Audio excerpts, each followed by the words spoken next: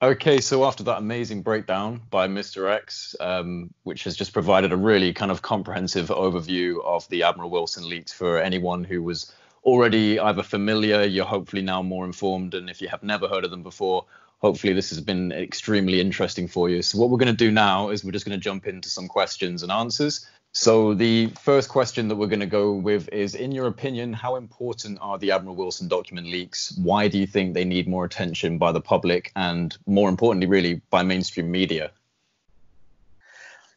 Well, the Admiral Thomas Wilson document is the most important piece of evidence the UFO community has received in decades, if not potentially ever. The document proves that a rogue, illicit cabal of unacknowledged special access programs do indeed hold crashed extraterrestrial spacecraft and have been reverse engineering them. Also, it lets us know that, at least in the past, the senior review group of the Special Access Program Oversight Committee, I should say the leadership team of the senior review group, at least, the chairman, the co-chairman, members of that senior review group were complicit in covering this up. And so, to me, that is just terrifying.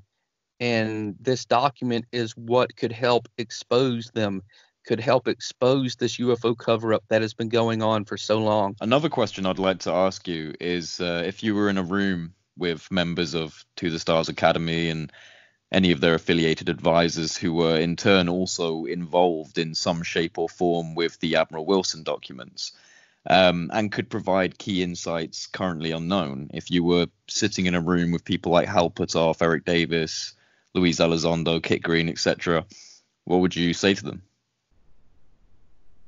I would say, don't you realize that your unwillingness to share what you know about this document is helping the illegal, rogue special access programs who are responsible for the atrocity that is the UFO cover-up, allowing them to continue keeping humanity ignorant over this issue?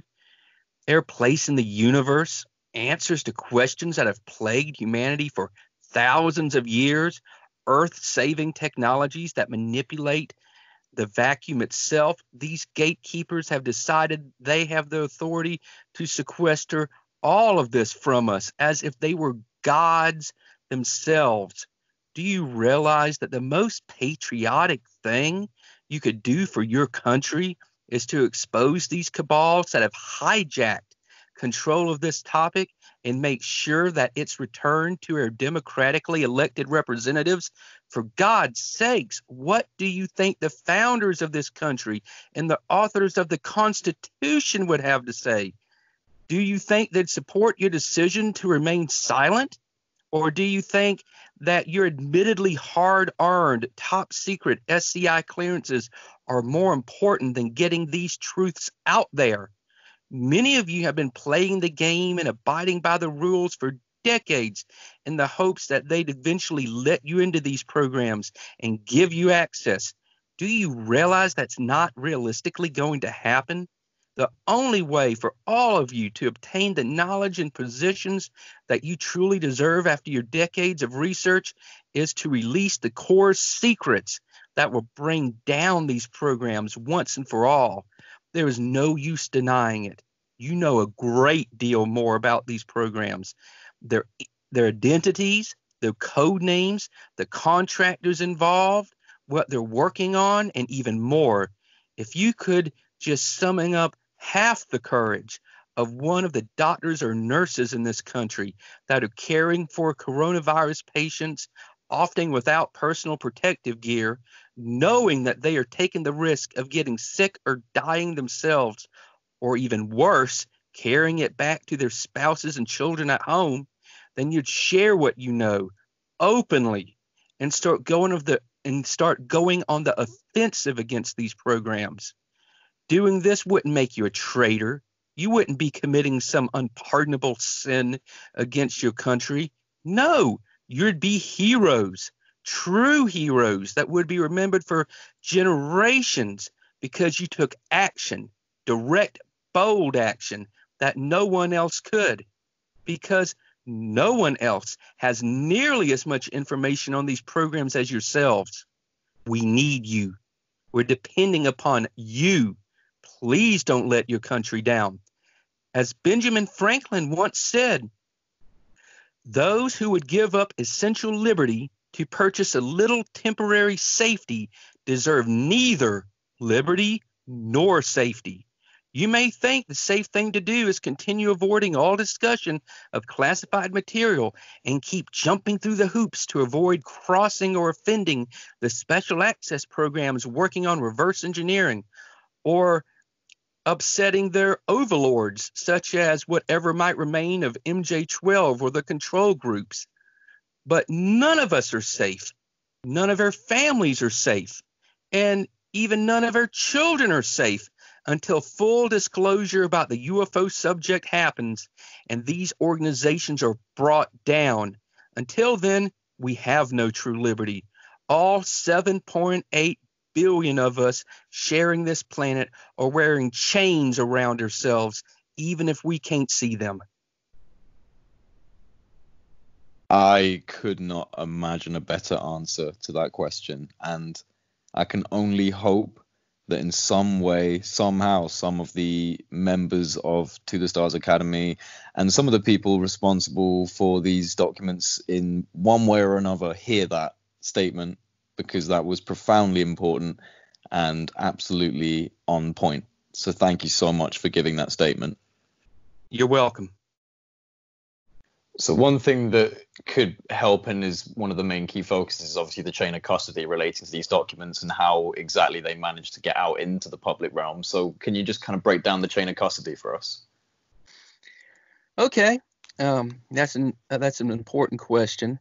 To start off, from the beginning, Eric Davis composed this document right after his meeting with Admiral Wilson. We don't know if it was from a tape he recorded, if this is or just notes from memory. We just don't know that, but I tend to think that he had to have some kind of recording to get all this detail. But again, he may have a photographic memory, or he may have just a very, very good memory, and he could have ran out the car into his car and started scribbling down notes as soon as it was over with. That is possible.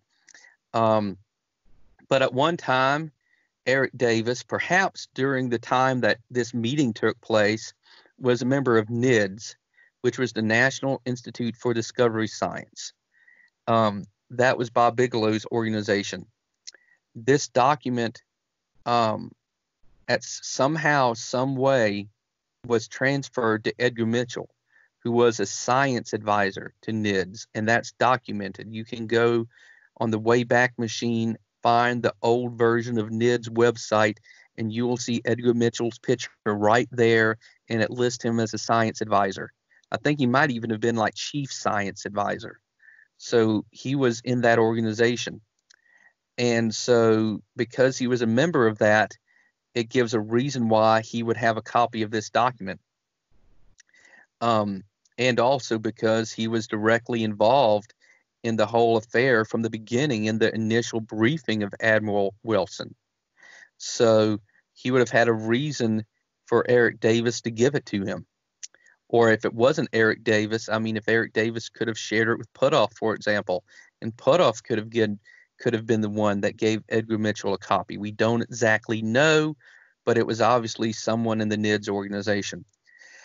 So years later, when Edgar Mitchell died, it turned out his family had absolutely no interest in his UFO passion, and they were literally going to toss out his entire archive of UFO documents, literally just throw it all into a dumpster, which would have been a horrible tragedy. A friend of his, which remains unidentified, stepped in and asked the family if he could have the documents, and he legally acquired them.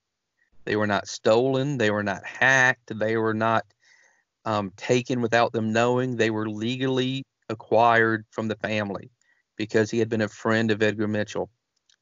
And this individual who acquired these documents from Edgar Mitchell's home knew James Rigney. And I guess during discussion, somehow at some point, he told James Rigney about these documents. And then James Rigney found a way to acquire the Admiral Wilson document from him. And so from there, he gave the Admiral Wilson document to Grant Cameron, and Grant Cameron was supposed to publish it broadly, but Grant Cameron, because he was so freaked out about the significance of this document, because it's so hot, it's so important, it contains so much critical information and so many names, he didn't know what to do. Grant Cameron claimed that he was losing sleep over it at night. He would wake up in a sweat. And so he just held on to it. But Grant Cameron was also privately distributing it to certain individuals.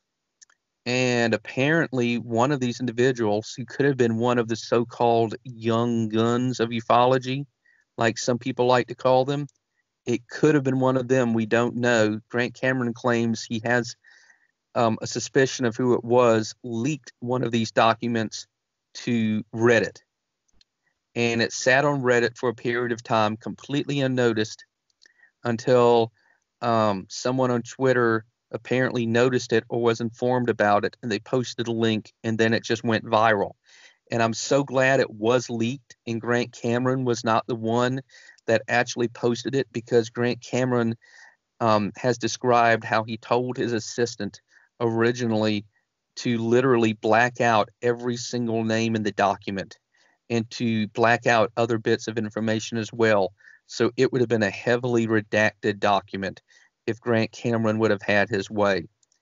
But thankfully, someone else a little bit braver, a little bit bolder, a little bit more courageous, not saying Grant Cameron is not courageous, because he's done great research, but in this case, someone a little bit bolder just posted it in completely unredacted format.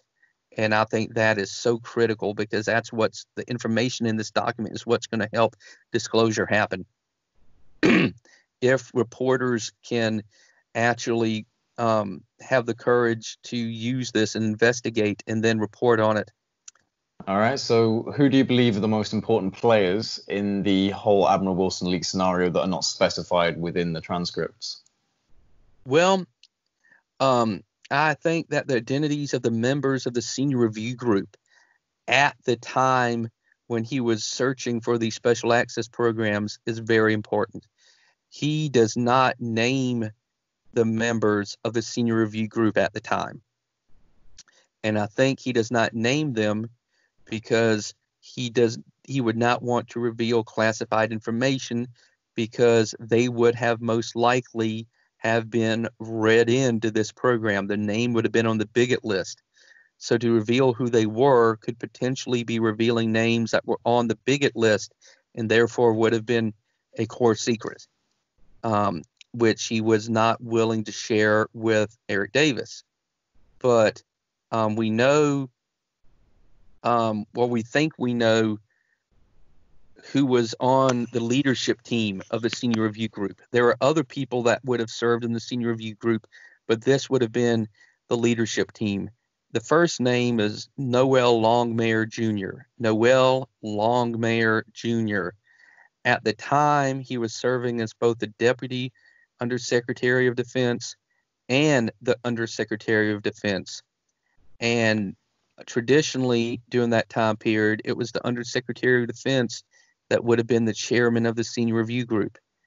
Because he was only the acting Undersecretary of Defense, we do not know if he was the chairman of the senior review group or if he was the individual that threatened Admiral Wilson. So there's a possibility he was not that individual. However, I still think that reporters that cover this story should conduct additional interviews with him. Like I said previously, one reporter, Billy Cox, interviewed him. He denied knowledge, but he denied knowledge of the affair, but I think it would be great if some other reporters could ask him some questions. Also, we know that Major General William F. Moore would have been the co-chairman of the senior review group because he was the director of special programs. And that name is not mentioned in the document. Major General William F. Moore. Other names were mentioned. The name of the director of special programs before him and the name of the director of special programs after him. So his predecessor and successor were both named in the document. But the actual name of the director of special programs that would have been in that position at the time was not named. And I believe that was intentional on the part of Admiral Wilson, that he didn't want to give that name. But that name, and this is an absolute fact, that he was the director of special programs, which would have made him the co-chairman of the senior review group, was General William F. Moore. And he's someone else that I think reporters, mainstream reporters, should try to interview.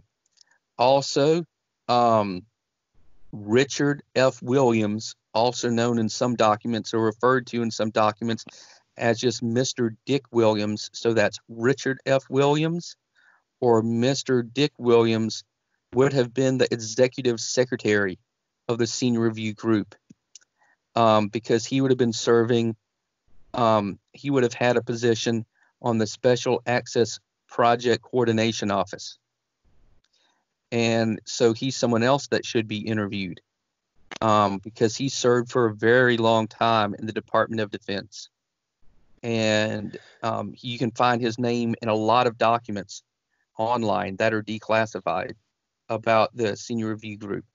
And so you can actually, he's someone who, all these three people I just named are alive. Noel Longmire Jr., Major General William F. Moore, Richard F. Williams, they are all alive. So if there's mainstream journalists who want to find out what really happened, these are prime people to interview. However, other important players would be the individuals that helped Admiral Wilson find these special access programs that were doing reverse engineering work. We know that was William Perry. He's very old. He was the Secretary of Defense at the time. He's very old, but he's still alive. He could be interviewed. Also, we know, I believe that the predecessor that was the director of special programs before this saga, he is still alive. I believe that's Michael Kostanek, I believe is the name in the document. So there's multiple names in the document. You can look through it, people who are still alive that could be contacted. And of course, other important players who we don't know yet would be those gatekeepers, the project manager, the security director, and the corporate attorney who Admiral Wilson interacted with. We don't know their identities yet, and they would be someone that should be interviewed. So there's been some public comment by some of the members of, well, mainly TTSA. So we've got Eric Davis, who kind of by proxy, I don't know his official role in TTSA, but I'm assuming kind of by proxy and association, he's involved with To the Stars Academy. And then obviously Hal Puthoff, and you mentioned even Jim Semivan. So I wanted to get your opinion on the kind of responses we've received publicly from TTA staffers who have been involved with or are mentioned in the leaked documents in some way. Well, what's important to note in response to your question about the Admiral Wilson document and the people who have made comments is that no one in To the Stars Academy and no one who used to be in NIDS has denied the reality or authenticity of this document. No one has. Even when they were pressed to do so, they did not deny it. Instead, people like Puthoff, Eric Davis, Kit Green have issued non-denials, very oddly worded, strained, contrived non-denials, written almost to the point like they are confirmations. And they just say they cannot comment because the document could contain classified information or references to special access programs. They give excuses and non-denial, but they do not deny it. Also importantly, Eric Davis himself does not deny the reality of this document. And like I mentioned previously, he has a very bold, direct, no-nonsense personality. And if he did not meet with Admiral Wilson, and this meeting never happened, he would be the first one to jump up and say, hey, that document is a fraud. It is fake. It is false. And I want to find out who made it up. He'd be the first one to say that. But he hasn't. And I really firmly believe that his silence is a confirmation that this meeting did indeed take place. Also, we know the story of Jim Semivan, Jim Semivan had a conversation with Melinda Leslie about this document. And Melinda Leslie is a abduction in MILAB researcher. A MILAB is a military abduction where the military will abduct people to perform experiments and so forth on them. And Melinda Leslie is both an alien abductee and a MILAB victim. And she has reported that in a conversation with this individual that she pressed him for, I think, 20 minutes to try to deny the reality of the Admiral Wilson document. But Jim Semivan would not deny it. He just would not, he wouldn't confirm it and he wouldn't deny it. He just kept this weird position. And that's how they are. They're trying to keep this strange neutrality about this without actually confirming it, which I think is really a tragedy because they need to confirm it. They need to use this because this is the strongest evidence we have for the reality of crash recoveries and the UFO cover-up. I mean, we have other evidence. There's there's all kinds of evidence that crash recoveries have happened, but this is very strong, direct evidence, and they need to latch onto that because go ahead. No, go on. I was just going to say that it doesn't seem like they're going to be getting any more UFO videos at this point. And it doesn't seem like they have any other smoking gun evidence of the UFO cover-up. And so they need to utilize the Admiral Thomas Wilson document, and they need to just buck the system. They need, if this violates their NDAs, they need to just virtually shred their NDAs. They need to shred their security oaths and just use this document, spread this document. This document needs to be the focus. It needs to be the centerpiece of the next season of Unidentified. And they need to push this to try to get the truth to come out about crash recoveries. If they don't, to me, it's just really, really sad because it means it tells me that these patriots, these longtime researchers, even individuals like Tom DeLonge, who has had a passion about this since childhood, and others that have actually been in military service, like Lou Elizondo, they're willing to let rules and regulations designed to protect these rogue special access programs basically bring a halt to UFO disclosure. And that is just a shame to me. That is a tragedy because UFO disclosure is critical for the future of humanity. And if they are not going to push this document, the best evidence they have, in my opinion, they might as well close down to the Stars Academy. They should just fold. They should just go about their lives. They should just enjoy their retirement, enjoy time with their grandchildren, and just enjoy life rather than continue to try to push UFO disclosure, but in a sort of gimped manner with two arms tied behind their back, unable to use their best evidence. To me, that's just, I just cannot describe how ridiculous the situation is that they will not openly talk about this document. Well, I think we're both in agreement that our hope for this discussion is that if there's any kind of mainstream researchers or journalists that are looking to, pursue this story, that it can serve as a kind of comprehensive breakdown of why it's so important and, what needs to be done. And that's kind of my question as well. And I suppose in essence, not just for journalists, but for anyone who's interested in this story and these leaks, what, in your opinion, needs to be done in order to fully take advantage of these documents now that they're out? Well, if there's mainstream journalists paying attention to this and investigating this, they need to start questioning people. They need to start interviewing people. There's many, many people that can be interviewed. There's many names in this document. There's other names we revealed. 3 people that are still alive that were members of the senior review group. Except we're not 100% sure about Longmire Jr. Noel Longmire Jr. We're not 100% sure about him, but there's potentially 3 people that could be interviewed. And there's other people too, because we know previous members of the senior review group.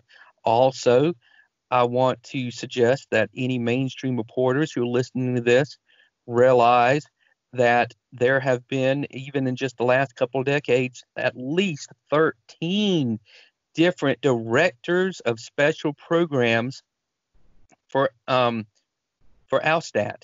There's been 13 of them.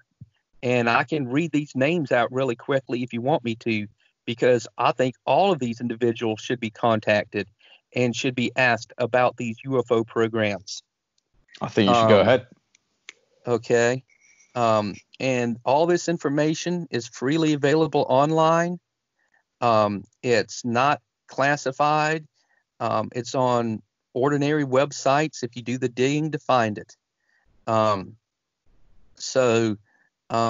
These are just 13 directors. There's a little gap in the middle that I couldn't find who was the director of special programs for a gap, but this starts in 1992. So these are 13 different directors of special programs. And again, I want to stress it's the director of special programs that's at the nexus between the DoD and the black world.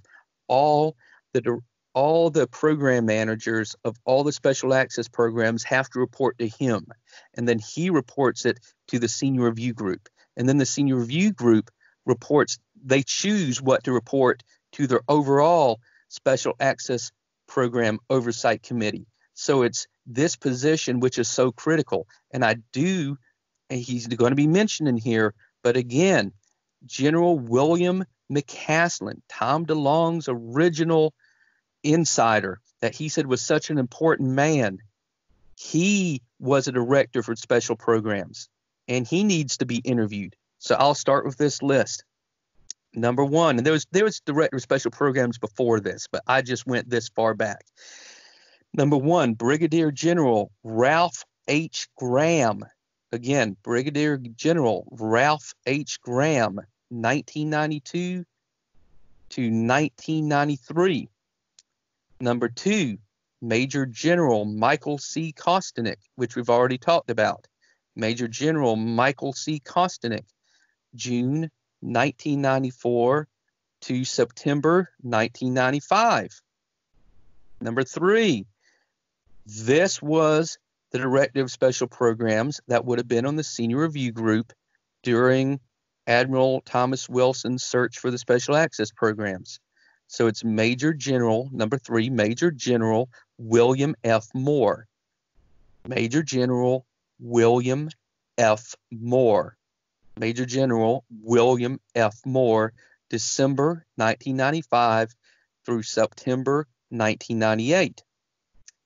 Number 4, Major General Marshall Ward, September 1998 through September 2001. At least until that date. Number 5, Major General Paul G. Schaefer. Major General Paul G. Schaefer, February 2006 through July 2008. Number 6, Lieutenant General C.D. Moore. Lieutenant General C.D. Moore, July 2008 through June 2009. Number 7, Major General William Neil McCaslin. Again, Tom DeLonge's original insider, the ever so important general that he talked about on Coast to Coast AM and other radio shows that told him all of the UFO stuff was true, that Roswell happened and so forth.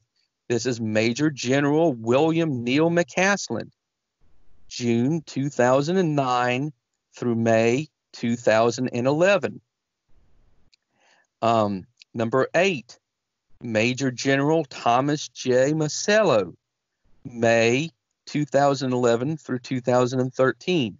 Major General Thomas J. Masello, 2011 through 2013.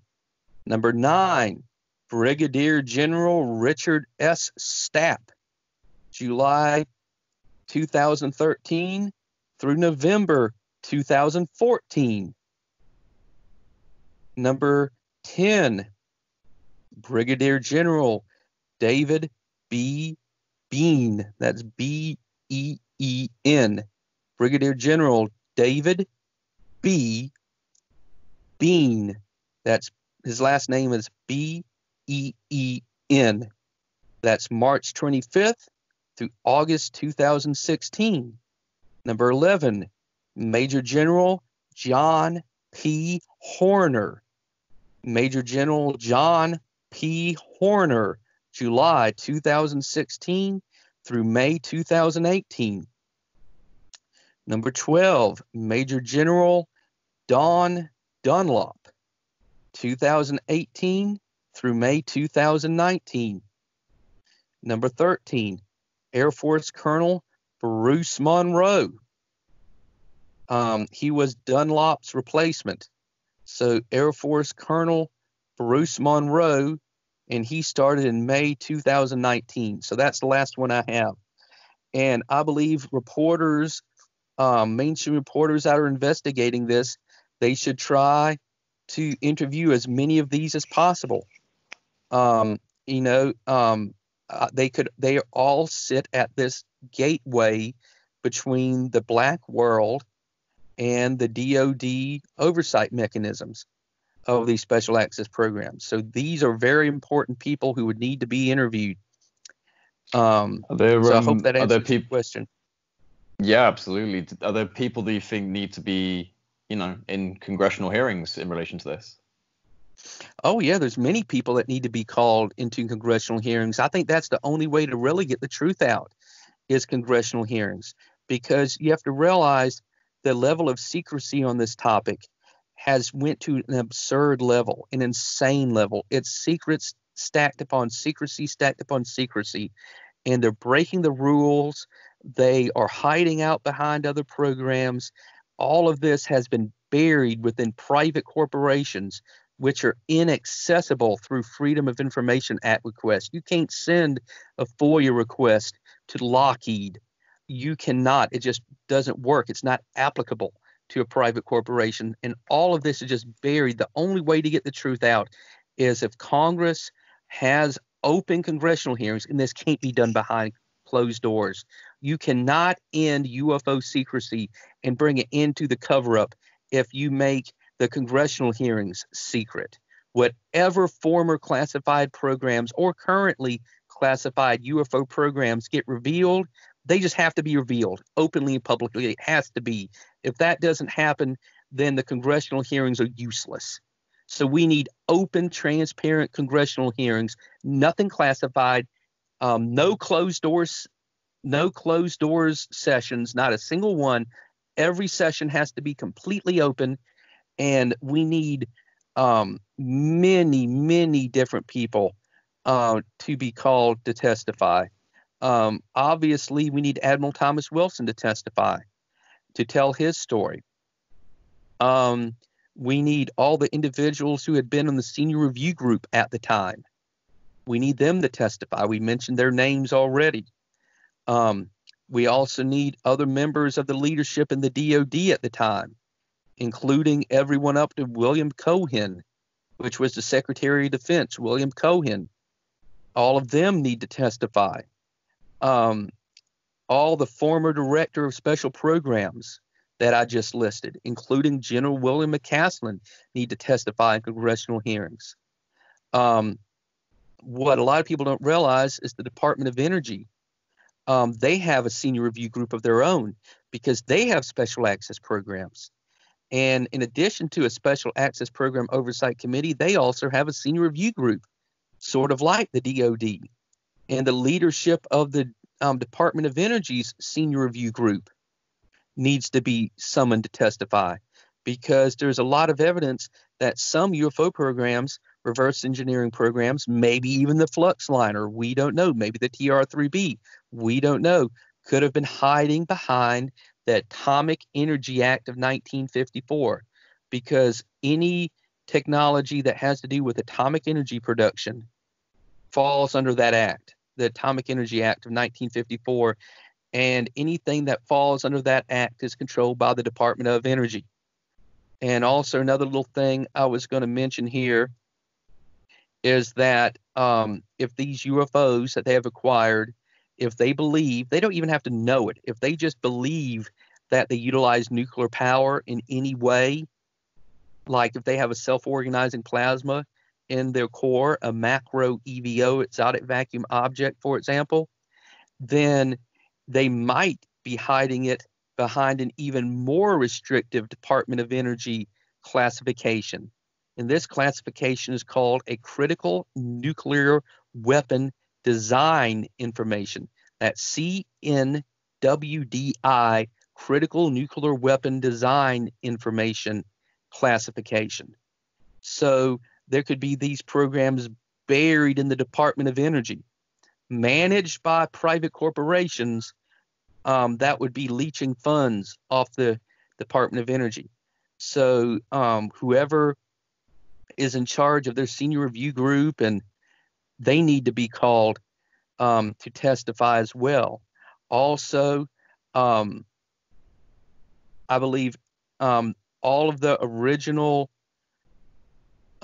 insiders of Tom DeLonge need to be called to testify, including, for example, William McCaslin, of course, but also Robert F. Weiss of Lockheed that Tom DeLonge met at Area 51 and talked about the UFO topic with. He needs to be summoned. Also, there's other insiders that he had originally. I believe one was General Michael Carey. He could be, I believe he worked for NORAD, and they track every object in the sky and every object in orbit. So he might have critical knowledge that could help unravel this.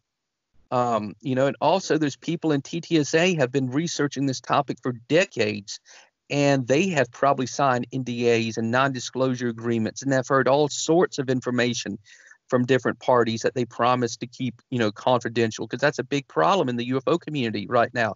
It's a gigantic problem, because somebody wants to say something to you, but before they'll do it, they have to say, don't tell this to anybody. Keep it to yourself. You have to promise me you'll keep this confidential. And then you're bound by that promise, and you can't repeat the information to anyone. So it's a big problem. But individuals like Dr. Hal Puthoff,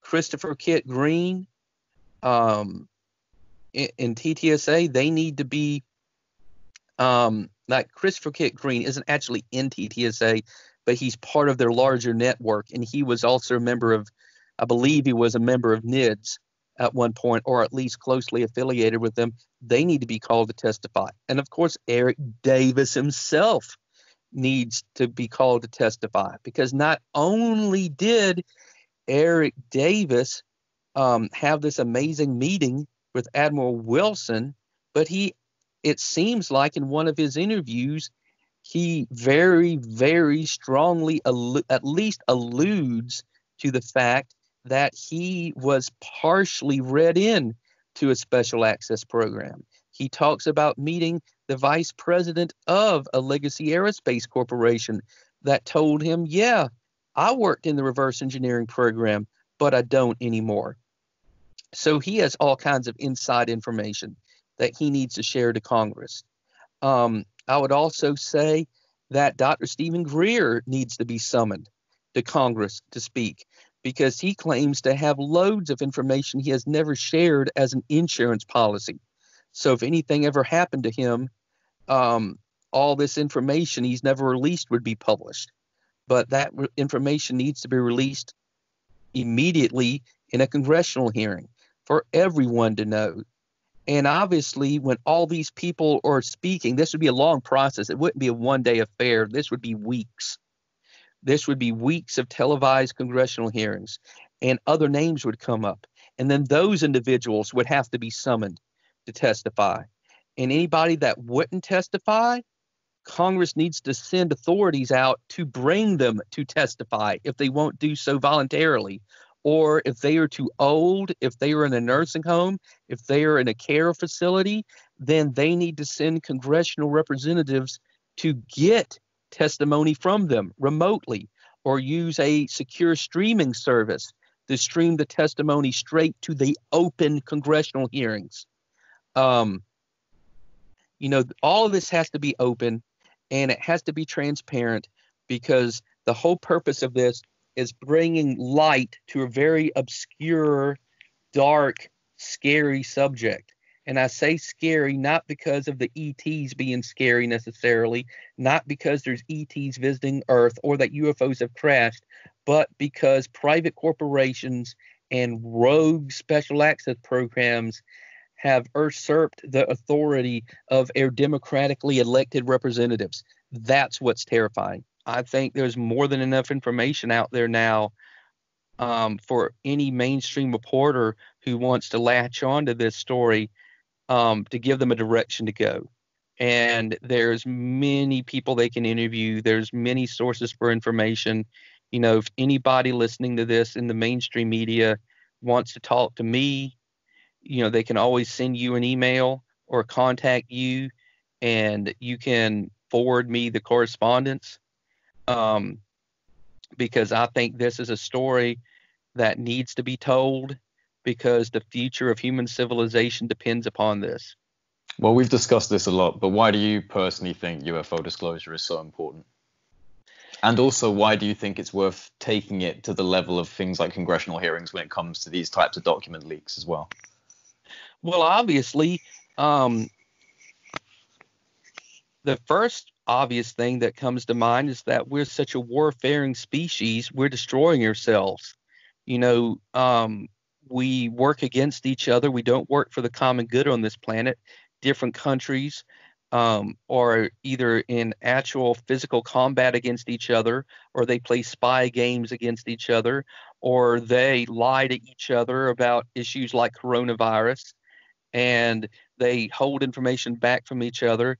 But what we really need is for UFO disclosure to happen, because it creates a much bigger issue that transcends all the petty nonsense that's causing so much strife and discord on this planet. And it would bring humanity together, because there would be a more important issue to deal with. Also, I think it's so much more important because it would tell us about our place in the universe. There's so much to learn from these ETs. And since we've had craft and we've had bodies and perhaps even a live alien, I'm sure the special access programs have been able to acquire a ton of information about these beings and where they come from. And I don't doubt for a moment that they have established open communications, because if there are ETs flying in our skies in physical craft and physical vehicles, and if these special access programs, like we know they've had billions of dollars in funding, they would have figured out a way to communicate with them. And so establishing communication with these beings could tell us so much about the universe we live in. It could alert the world that we live in a universe full of life, and that we have so much more in common with each other on this planet than we have differences. And it could help potentially bring humanity together, so there's less racism, there's less strife among all of us. When we are all human, we all have the basic needs and desires. We need to cut out some of the petty bickering and fighting amongst each other and work for the common good of our species. Also, the technological discoveries is enormous, because these craft literally have a mastery of gravity, inertia, mass. They can manipulate the vacuum or the ether or the zero-point energy field, the electron-positron sea, whatever you want to term this universal medium. They know how to engineer it. They know how to manipulate it. And with that technology, we could produce unlimited clean energy. We could have transportation would become ultra fast and ultra cheap. Literally, the dream of flying cars would become a reality, but it wouldn't just be flying cars that could travel across town or across state or to another country. There could be flying cars that could go to Mars and back. Literally, with this technology, anything becomes possible. Humanity could become, well, first of all, humanity would have a tool to potentially survive our technological adolescence as a species. And we could use this to become a spacefaring species and start expanding humanity beyond this one planet. So we could start building bases and habitats on Mars and the asteroid belt and the moons in the outer solar system and maybe even beyond. And I think why it's worth having congressional hearings is because of the math. Number one, the fact the UFO cover-up actually ended up going so badly. Number one, I don't believe the UFO cover-up was legitimate to begin with.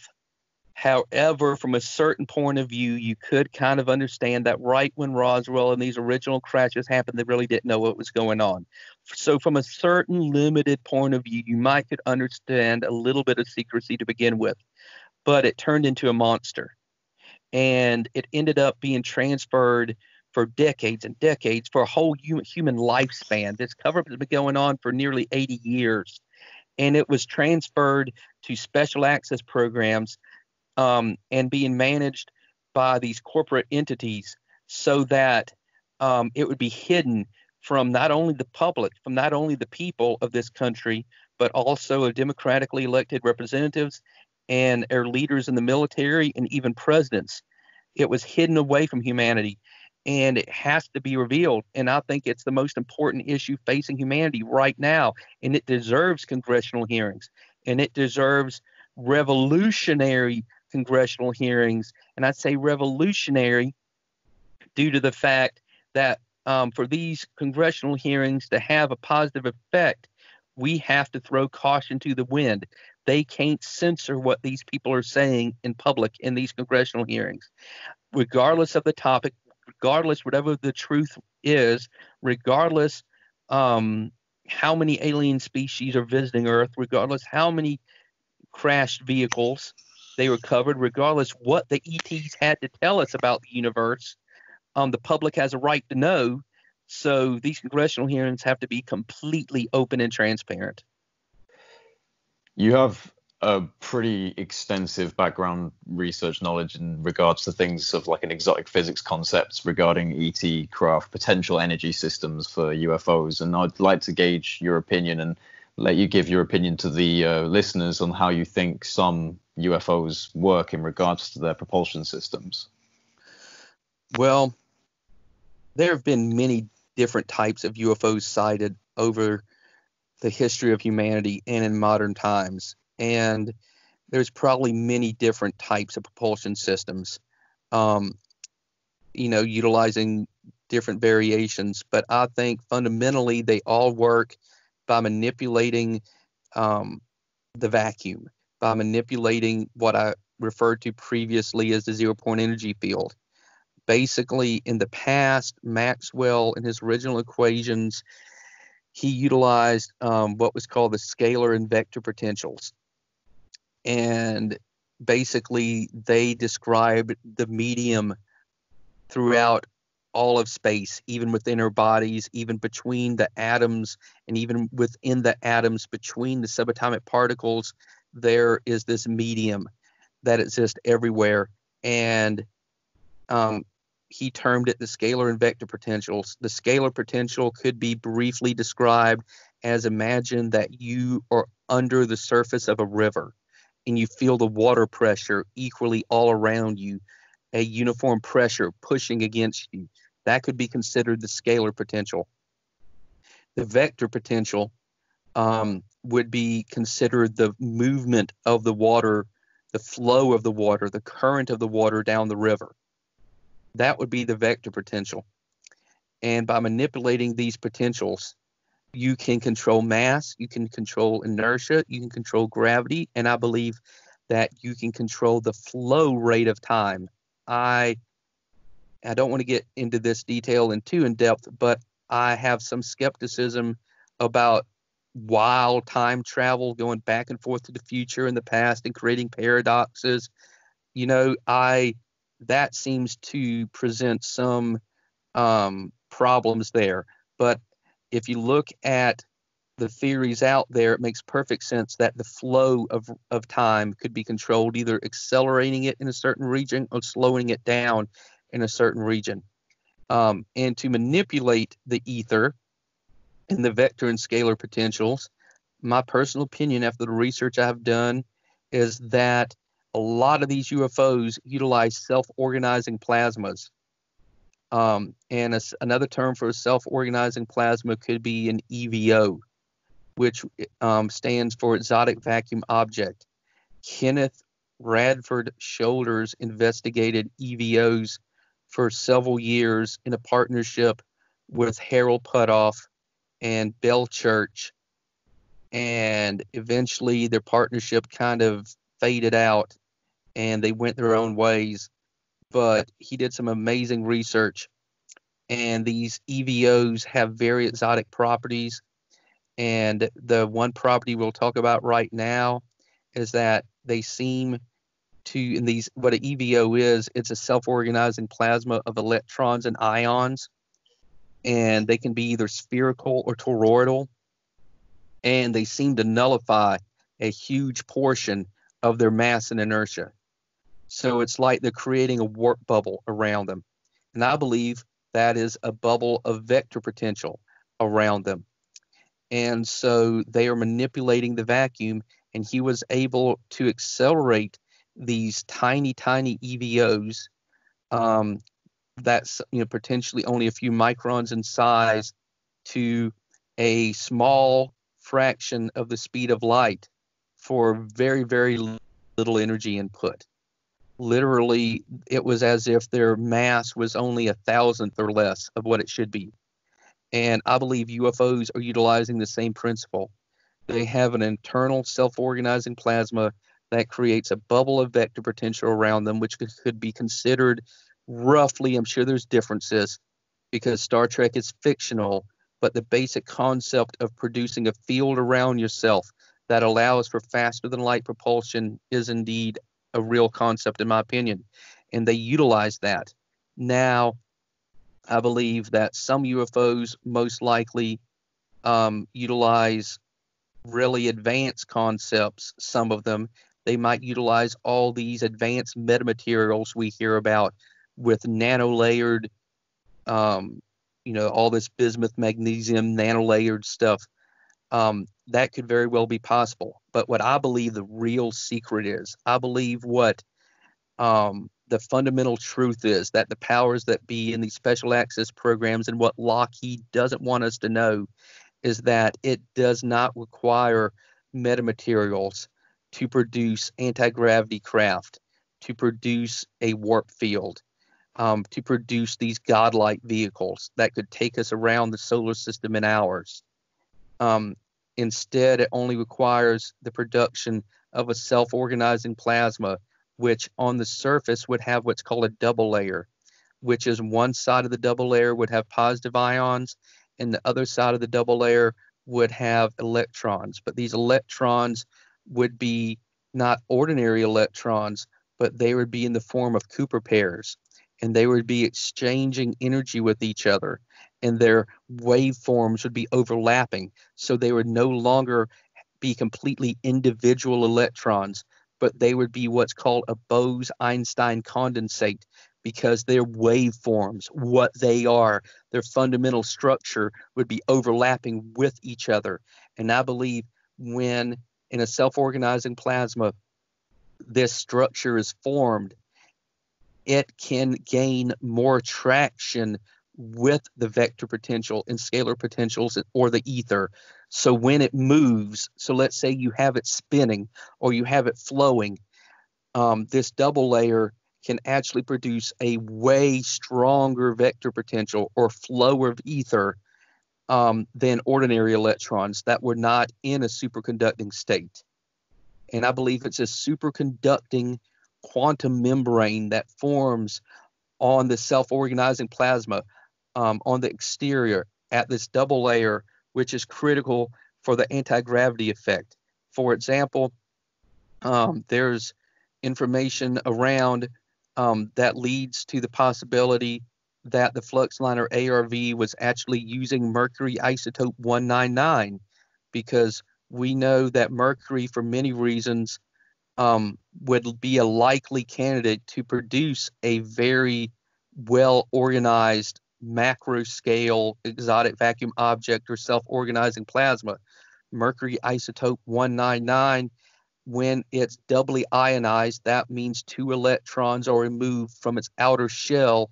It obtains a pseudo-noble gas configuration. And we know noble gases, which are gases like argon, xenon, krypton, and so forth, work well in producing these self-organizing plasmas. And so mercury, especially because not only because it would have a pseudo-noble gas configuration, but because it has such a low vaporization temperature, it can become a gas so easily at low temperature. It would be perfect to produce one of these self-organizing plasmas in the core of one of these systems. And I think the big secret, like I said before, is that Lockheed, probably with the help of other contractors, not totally in isolation, but with the help of other contractors, built anti-gravity craft long ago. I believe probably in the late 50s or early 60s, they built these anti-gravity vehicles, and they probably built many different variations of them. We know Tom DeLonge was specifically told by his insiders that, yes, we cracked gravity a long time ago. We reverse engineered these UFOs. We figured it out, and we've been building stuff with the technology. It's not just theory. It's not just equations. We actually built anti-gravity vehicles with the technology. He was told that. He said so on Coast to Coast AM and other programs. One little bit of information I want to share, if I can pull it up real quickly. Basically, Gordon Noel was an individual that was in a loose affiliation with Harold Putoff and Mark McCandlish and others investigating the Fluxliner ARV, trying to get at the reality of it, whether it was real or not. And Gordon Noel claimed, we have no proof of this, but Gordon Noel, in a book that's available online, he claimed that he actually tape recorded Richard Charles D'Amato, also known as Dick D'Amato, who worked for Senator Byrd. And this individual is also mentioned in Jacques Vallée's Forbidden Science series. I believe he's mentioned in book 3 and 4, but I know 4, but I think 3 as well. He's mentioned in this. But Gordon Noel claims that he recorded a conversation with him. And remember, this guy was tasked. Richard D'Amato was tasked to get to the bottom of the UFO question. He was told to investigate if we really did have this stuff, reverse engineered stuff. And he told Gordon Noel that allegedly, according to Gordon Noel, we don't know this for a fact, but this is what Gordon Noel, who has died, so we can't question him. We can't ask him for this recording. But Richard D'Amato stated that the United States government paid $75 billion from 1950 to 1972 replicating a UFO. $75 billion from 1950 to 1972. And that's an amazing statement. And I believe that's true. That's just my personal opinion. And do you think sorry, do you want to continue on for a moment? You go ahead. You go ahead. I was going to say, do you think that humanity can actually develop these technologies, these systems, either just for energy or for propulsion and eventual aerospace, without the need for special access programs releasing all the information they have and have had for so long on these subjects? Can we do it without them? Well, I believe since the taxpayers and the government paid for these technologies to be developed, that the public, the civilian sector, the white world, so to speak, has a right to them. We shouldn't have to pay twice to develop these technologies, which is really a shame that with a lot of these technologies invented in the black world, the public has to pay once to have them invented in the black world, and then we have to pay for it again to be invented in the white world. And I think that's just horrible. But I think we would have a huge benefit if congressional hearings took place and these technologies were dragged out of these corporations, even regardless what amount of force had to be used. I believe the public has a right to these technologies, which were developed with taxpayer dollars, with government spending. We have a right to them because it would give us such a head start. It would give us such a boost. However, there are companies right now working with self-organizing plasmas and realizing their potential. One of these companies is called the Sapphire Project. And if you go online or go to YouTube or Google, you can type in the Sapphire Project, and there's many videos about them. They have a website. The most up-to-date website is actually Aureon Energy, Aureon Energy. You can Google that and find their newest website. And basically, they have a reactor. They're based in Canada, and they have a laboratory, a very, very sophisticated, well-equipped laboratory. And they have this reactor the size of a small car, and they have two large copper discs acting as cathodes, and they have a center spherical anode.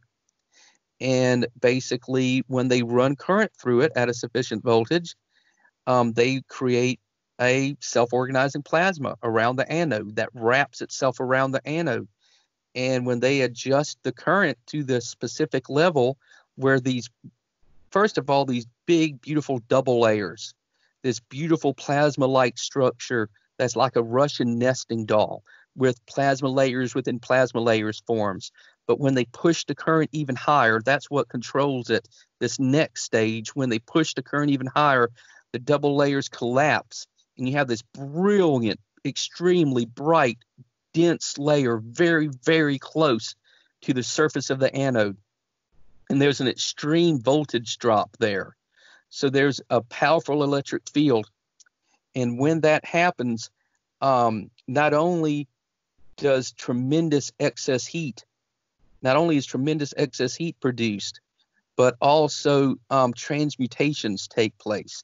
After the experiment, they can remove the anode and look at the surface with their equipment, and they can measure new elements. They can detect new elements on the surface that were not there before.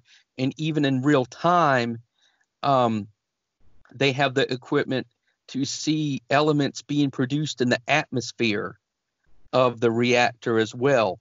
So they are producing clean and safe nuclear power. And there may even be, they're not saying this, it's nuclear. They're not saying it's 0-point energy field. They try to be neutral. They try not to be bound by any one theory in particular, because they're trying to take a pragmatic approach and just figure out how it works, get the technology developed to produce a clean energy source, and then let physicists figure out the details, the nitty-gritty physics at the atomic level. Let them spend the next 100 years figuring out if they want to figure it out. They're just determined right now to get it on the market. And so they have this beautiful double layer, and it's glowing, and they have actually been able to melt the anode. In one case, the anode was a tungsten alloy, and it literally just melted.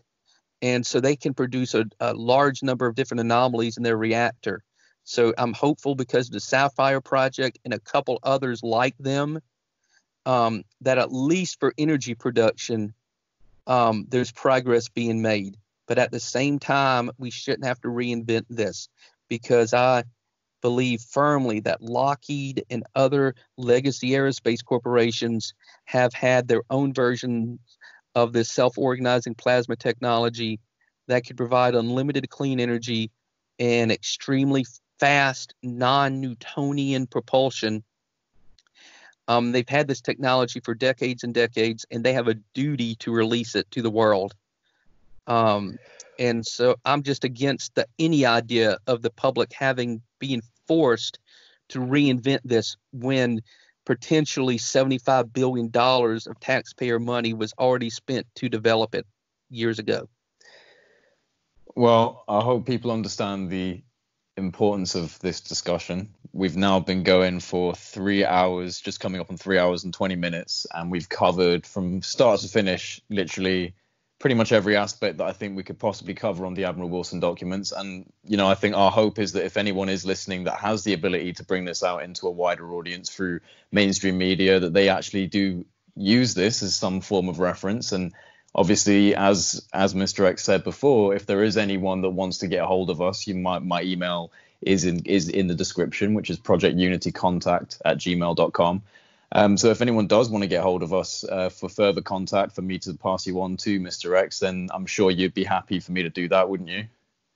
I would be happy to. I would be happy for you to do that. And I just want to also apologize for my throat. I have allergies, I have drainage, and I know my voice has been shaky. My voice has been cracking. And so I appreciate your tolerance of me. Well, you've been talking for 3 hours and 20 minutes pretty much straight, and I've just been sitting here like everyone else and listening in with a lot of interest. So I think it's about time you took a break and rested your voice now. Is there anything else you wanted to touch on before we kind of wrap this up?